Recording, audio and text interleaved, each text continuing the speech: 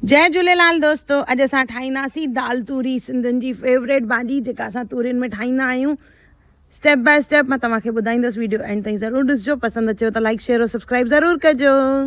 जय झूलेलाल दोस्तों, मां मुस्कान आहूजा और तव्हांजो स्वागत आहे मुंहिंजे चैनल हुनर मुस्कान का ते। दाल तूरी ठाहिणी आहे त मां हिते तूरियूं खयूं आहिनि, किलो तूरियूं आहिनि। इन्हनि खे चङी तरह धोईंदासीं, धोई करे इनखे छिले रखंदासीं, कटींदासीं। पोइ असां इनखे, छाकाणि त तूरियूं कटे रखंदासीं त कारियूं थी वेंदियूं आहिनि। इन खां पहिरियों असां बसर कटींदासीं, पोइ तूरियुनि खे कटणो आहे। त हिते मूंखे आहिनि 4 वॾा बसर, उनखे असां सन्हो सन्हो कटींदासीं और उन खां पोइ कटींदासीं असां तूरियुनि खे। तूरियूं बि जेके आहिनि उहे कचड़ियूं आहिनि और बिल्कुलु सन्हो सन्हो कटींदासीं। इनखे बि सन्हड़ियूं हूंदियूं आहिनि तूरियूं, त उन में टेस्ट जेका आहे ॾाढी बढ़िया ईंदी आहे। ॾिसो, हे तूरियूं कटिजी वियूं आहिनि, ये साइड करे रखंदासीं। तेसि ताईं असां दाल पुसाए रखंदासीं। त हिते मां 2 केवी खई आहे चणनि जी दाल। इनखे बि असां चङी तरह धोईंदासीं। धोइण खां पोइ इनखे असां पुसाए रखंदासीं। दाल खे पुसाइण खां पोइ असां टमाटा कटे रखंदासीं। 4 खां 5 टमाटा खणंदासीं, सन्हा सन्हा कटे रखंदासीं। हाणे खणंदासीं कुकर, उन में विझंदासीं असां तेल 1 केवी जे क़रीब। उन में विझंदासीं बसर जेके असां चॉप करे रखिया हुआसीं और बसरनि खे करणो आहे असांखे गुलाबी। इन में गॾु विझंदासीं असां सावा मिर्च, अदरक सनी सनी कटे विझंदासीं। गॾु विझंदासीं टमाटा जेके असां कटे रखिया हुआसीं। त बसर गुलाबी थी वियो आहे, उन खां पोइ उन में टमाटा विझंदासीं।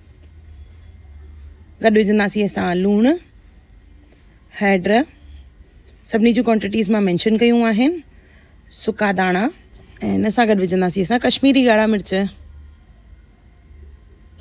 ऐं टेस्ट आणण लाइ इन में विझंदासीं असां घर जो गरम मसालो। इहो घर जो गरम मसालो बिल्कुलु ऑथेंटिक तरीक़े सां घर जो ठहियलु गरम मसालो तव्हांखे अवेलेबल मिलंदो। ॾिनल नंबर ते कॉन्टेक्ट कंदव त तव्हांखे घर वेठे इहो हुनर मुस्कान का जो सिंधी गरम मसालो मिली वेंदो।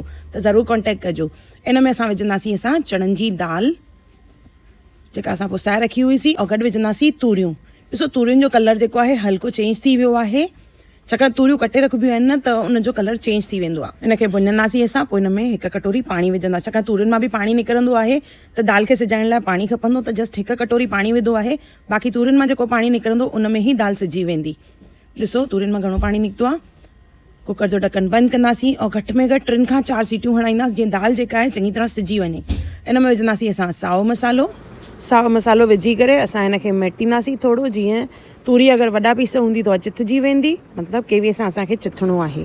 तव्हां चाहियो त इन जे मथां थोरो सो गरम मसालो ऐं कारो मिर्च विझी सघंदा आहियो।